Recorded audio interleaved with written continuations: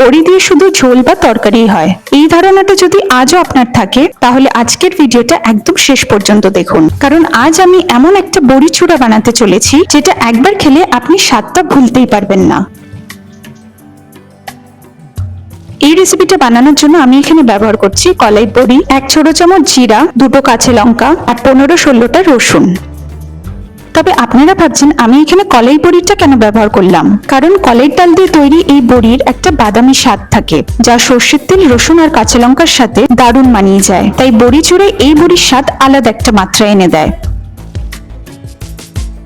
আমি এখানে সর্ষের তেল দিয়ে গরম করে 1 ছোট চামচ সাদা জিরে দিলাম, তারপরে বড়িগুলোকে দিয়ে রসুনটাকে দিয়ে ভালো করে ভেজে নিচ্ছি।